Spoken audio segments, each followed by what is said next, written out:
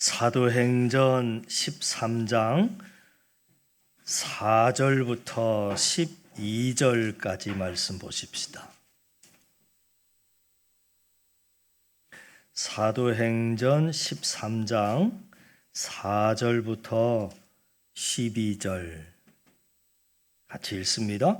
두 사람이 성령의 보내심을 받아 실루기아에 내려가 거기서 배 타고 구브로에 가서 살라미에 이르러 하나님의 말씀을 유대인의 여러 회당에서 전할세 요한을 수행원으로 두었더라. 온 섬 가운데로 지나서 바보에 이르러 바예수라 하는 유대인 거짓 선지자인 마술사를 만나니 그가 총독 서기오 바울과 함께 있으니 서기오 바울은 지혜 있는 사람이라 바나바와 사울을 불러 하나님의 말씀을 듣고자 하더라.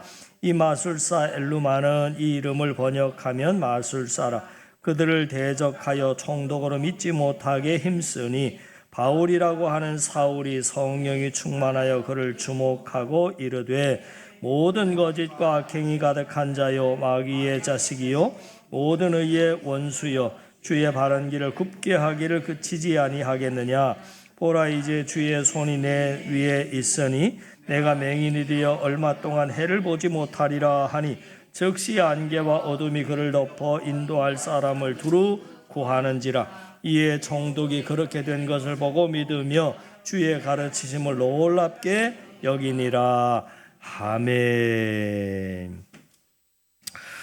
여러분 4절 앞에 1절, 2절, 3절 말씀을 보시면 작년 절반쯤에 안디옥 교회가 교회의 지도자들 5명 중에서 2명의 선교사를 세워서 파송하는 그런 말씀을 살펴봤지요. 1절, 2절, 3절까지의 내용입니다.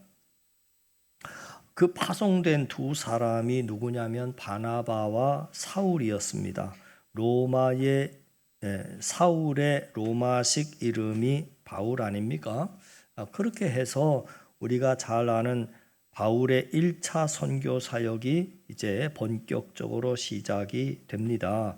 성령 하나님께서 이 두 사람을 첫 번째로 인도하신 곳이 어디냐면 바나바의 고향인 구브로라고 하는 곳이었습니다. 여러분 지도에서 보시면 구브로라고 하는 곳이 나오는데 구브로가 영어로는 사이프러스라고 하는 섬입니다. 지중해의 동북쪽에 위치한 아주 굉장히 거대한 그런 이름입니다. 이 섬에 가면 살라미라고 하는 항구가 있는데 이 살라미라고 하는 항구에 가서 처음으로 이제 두 사람 바나바와 사울이 복음을 전합니다. 그 내용이 오늘 이제 4절, 5절 두 사람이 이렇게 나왔어요. 두 사람이 성령의 보내심을 받아 실루기아에 내려가 거기서 배 타고 구브로에 가서 살라미에 이르러 하나님의 말씀을 유대인의 여러 회당에서 전할세 요한을 수행원으로 두었다. 이렇게 나옵니다. 그러면 우리가 읽은 본문을 보면서 두 가지 정보를 접하게 되는데 하나는 살라미라고 하는 항구에서도 어디로 갔다고 나오느냐면 유대인들이 모여있는 회당으로 가서 복음을 전했다 하는 내용이고요. 두 번째, 바나바와 사울 두 사람만 간 게 아니라 또 다른 수행원, 동역자를 얻었는데 그 사람이 바로 마가라 하는 요한이다. 마가 요한입니다. 마가라 하는 요한은 바나바의 친척입니다. 그렇게 세 명이 이제 한 팀을 이루어서 본격적인 선교의 사역을 시작했다 하는 겁니다. 자, 그래서 살라미라고 하는 항구에서 사역을 시작한 그들이 다시 또 얼마 지나지 않아서 사역지를 옮기게 되는데 살라미에서 어디로 옮기냐면 살라미의 서쪽 반대편에 있는 항구 도시로 옮겼는데 그곳 이름을 사실은 파퍼스라고 하는 곳입니다. 근데 우리 성경에는 이 파퍼스라고 하는 이름을 바보라고 이렇게 바보스럽게 번역이 돼 있어요. 파퍼스라고 썼으면 훨씬 좋았을 텐데 우리 성경 왜 이렇게 번역을 했는지 모르겠어요. 아니, 바보라고 번역을 해놨어요. 그래서 성경을 볼 때마다 자꾸 저는 웃음이 나와요. 왜 하필 바보라고 그렇게 번역을 했을까? 발음을 그렇게밖에 표기를 못했을까? 그건 아니었을 텐데 왜 바보라고 정했는지 저 도대체 이해가 안 가요. 아무튼 굉장히 바보스러운 번역입니다. 오늘 말씀을 보면 구브로라고 하는 곳에서도 두 곳의 지명이 나오는데 첫 번째는 살라미, 두 번째는 파퍼스. 지금부터는 파퍼스, 이제 성경은 그냥 바보 그랬으니까 바보라고 할게요. 자, 바보. 근데 오늘 말씀을 보면 두 군데 중에서도 두 번째 장소인 바보에서 일어난 사건에 중점적인 포커스를 맞춰놓고 있습니다. 왜냐하면 선교의 본질이 훨씬 더 명확하게 드러난 것이 바보에서 일어났기 때문입니다. 자, 우리가 성경을 볼 때 항상 첫 번째로 기록된 사건은 특별히 매우 중요하다 하는 것을 알 수 있습니다. 첫 번째 기록을 어떤 사건을 두고 기록하는가? 예를 들어 보세요. 첫 번째 사건에 본질이 들어있는 경우들이 많습니다. 대표적인 예가 이런 거지요. 이스라엘 백성이 출애굽을 한 이후에 이스라엘 백성들 역사상 첫 번째 전쟁, 그러면 그 첫 번째의 전쟁이 누구와의 전쟁이 나오느냐면 아말렉과의 전쟁입니다. 자, 출애굽기 17장에 보면 이스라엘 백성들 역사상 첫 번째의 전쟁의 역사 이야기가 나오는데 왜 첫 번째 전쟁의 의미가 중요하다라고 말씀을 드리냐면 하나님께서 아말렉과의 첫 번째 전쟁을 통해서 영적 전쟁의 핵심 내용을 그 안에다가 다 담아놨기 때문에 그렇습니다. 첫째가 중요해요. 자, 산 위에 올라간 모세가 손을 들면 여호수아 군대가 이깁니다. 또 근데 모세의 손이 내려가면 여호수아 군대가 집니다. 그러면 이게 무슨 말이냐면 전쟁의 승패가 뭐에 달려 있다라고 하는 거냐면 기도에 달려 있다 하는 말이죠. 기도에 달려 있다. 그러면 여러분 이스라엘 전쟁의 승패가 기도에 달려 있다라고 하는 말의 속뜻은 뭐냐면 기도는 하나님께 도와달라고 하는 게 기도 아닙니까? 그러면 이스라엘 전쟁의 승패가 기도에 달려 있다라고 하는 말은 결국에는 이스라엘 전쟁의 승패를 하나님이 쥐고 계시다 하는 말입니다. 그래서 이스라엘은 앞으로 수많은 전쟁을 하게 될 텐데 전쟁의 원리가 그 안에 다 들어있는 거죠. 기도를 통해서 하나님이 도와주시면 이기고 반대로 하나님의 도움이 없으면 아무리 이스라엘 백성이 막강한 전투력을 갖췄다 할지라도 질 수밖에 없다 하는 가장 중요한 전쟁의 원리가 첫 번째의 전투에 다 들어있습니다. 그러면 오늘 바나바와 사울의 선교 사역 중에서 첫 번째 사건이 바보에서 일어나는데 바보라고 하는 곳을 갔을 때 그들이 첫 번째로 만난 사람이 누구냐면 바예수라 이렇게 나왔어요. 바예수라. 그가 어떤 사람인지를 6절 말씀에 이렇게 기록해 놨습니다. 바예수에 대한 설명입니다. 6절에 온 섬 가운데로 지나서 바보에 이르러 바예수라 하는 유대인 거짓 선지자인 마술사를 만났다 이렇게 나옵니다. 여러분 아시다시피 바라고 하는 것은 아들이라고 하는 의미입니다. 바. 그러니까 바예수는 예수의 아들 이런 뜻이죠. 그러니까 베드로가 여러분 주는 그리스도시고 살아계신 하나님의 아들이라고 하는 정답을 맞췄을 때 예수님께서 베드로에게 뭐라고 말씀하셨어요? 바요나 시몬아 내가 복이 있다 이렇게 말씀하셨지 않습니까? 그러면 요나의 아들 시몬아 그런 말입니다. 그러니까 바예수라고 하는 말은 예수님의 아들이라고 하는 이름입니다. 이름이 예수님의 아들이라. 그러면 벌써 여러분은 빨리 사이비 냄새를 맡으셔야 하는 겁니다. 사이비 냄새. 자기가 예수님의 아들이라는데 그렇지 않아요? 예. 근데 아니나 다를까 이 사람은 오늘 말씀을 보니까 거짓 선지자인 마술사였습니다. 마술사. 이 시대에 여러분 마술사, 이 시대와 그 시대가 좀 다른데 그 당시의 시대의 마술사는 어떤 거를 마술사라고 그러냐면 주술사 또는 무당 뭐 이런 걸 말해요.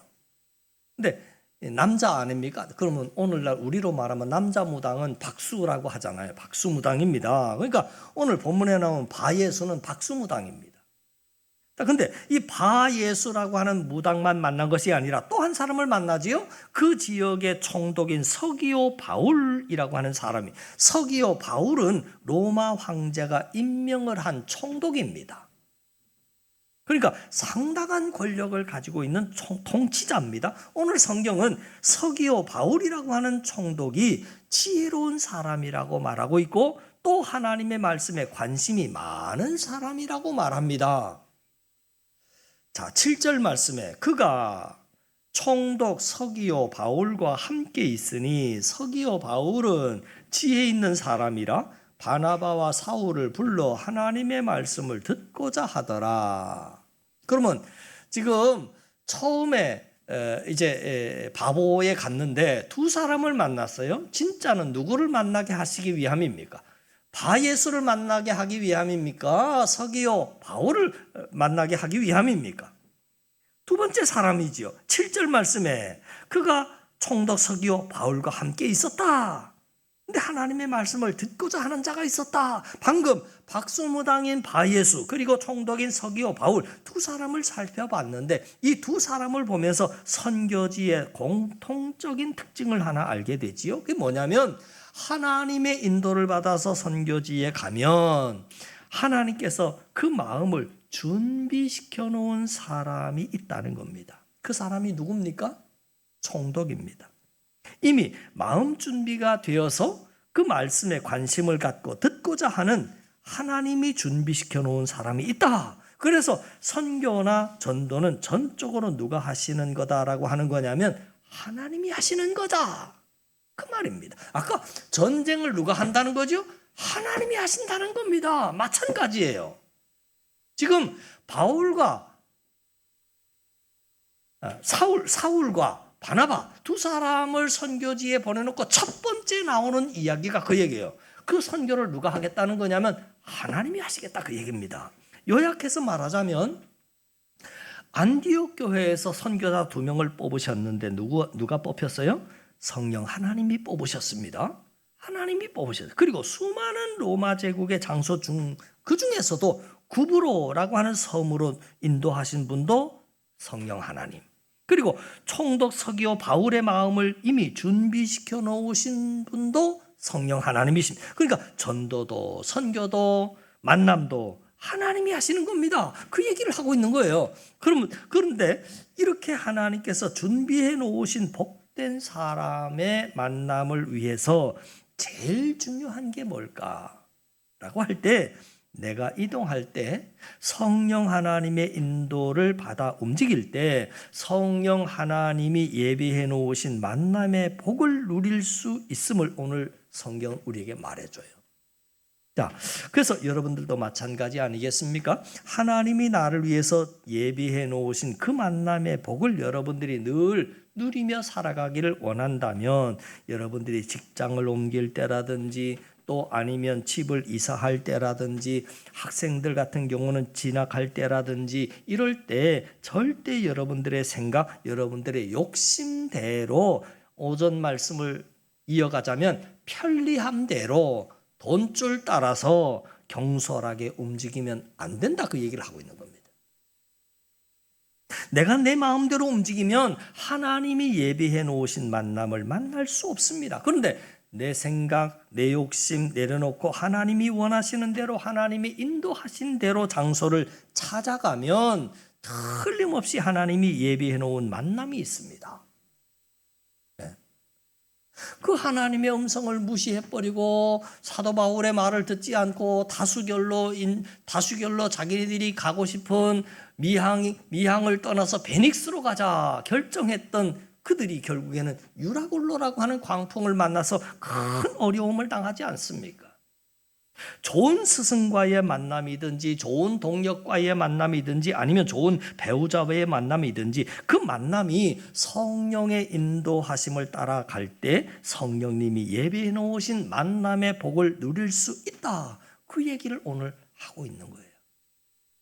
바라기는 마음속에 꼭 새기고 평소에 여러분들이 성령 충만한 삶으로 말미암아 구원의 아름다운 도구로 크고 아름답게 쓰임받는 우리 모든 성도가 될 수 있기를 간절히 바라고요.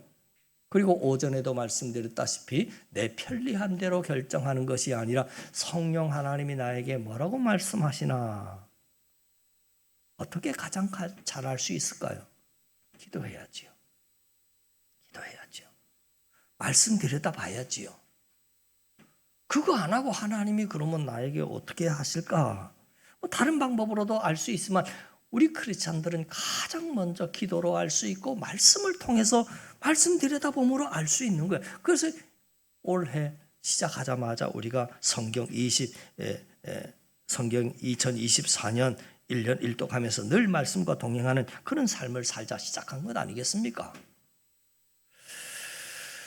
12월 원래 지난주에 제가 한국에 가서 이것저것 알아보고 또 준비도 하려고 했는데 못 갔죠. 12월 중순에 좀 가려고 하는데 한국에다가 미리 예비해 놓은 거 있어요. 이렇게 하면 좋을 것 같습니다. 여러분 지난주 우리가 추수감사주의를 통해서 말씀 뽑기 했잖아요. 가지고 계시죠? 다 가지고 계시죠? 그 버린 사람 없겠죠? 설마 가지고 계시죠? 가지고 계신 것 저한테 얘기 또 해주세요. 그러면 그대로 그 말씀을 써서 누구 이름 쓰고 그 말씀 쓰고 그래서 캘리그라피에다가 좀 부탁을 해서 예쁘게 글씨 써서 내년 한 해 동안 여러분 또 가정에다가 잘 걸어 놓을 수 있도록 그거 준비하면 좋겠다 싶어요. 요거 나에게 주신 말씀이니까 하나님 나에게 이 말씀대로 복 주십시오. 대부분 복의 말씀으로 가득 차 있더라고요. 그렇죠?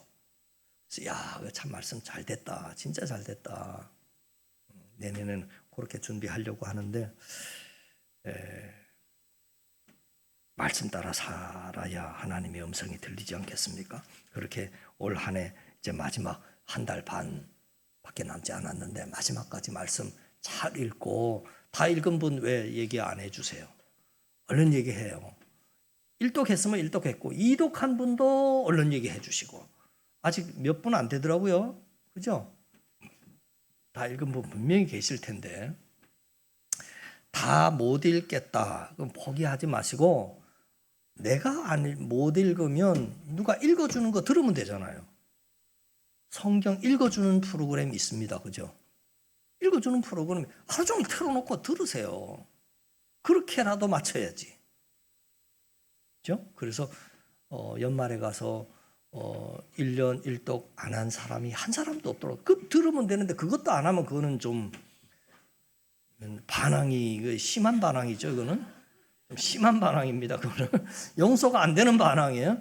듣는 것도 안 하겠다 그러면 그건 이제 의도적으로 아주 그냥 나는 반기 들겠다 하는 분이니 용서가 안 되는 사람이죠. 그렇게 좀 도와주시면 올 한 해 동안에 많이 우리가 성령 말씀 가운데로 가나가는 그런 복된 사람이 될 줄을 믿습니다. 기도하십시다. 하나님 아버지, 전쟁의 승패가 하나님 손에 달려 있습니다.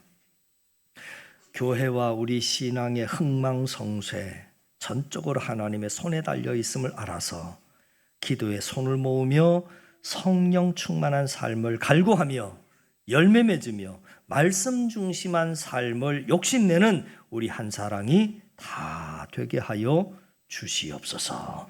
예수님 이름 받들어 간절히 기도하옵나이다. 아멘. 아멘.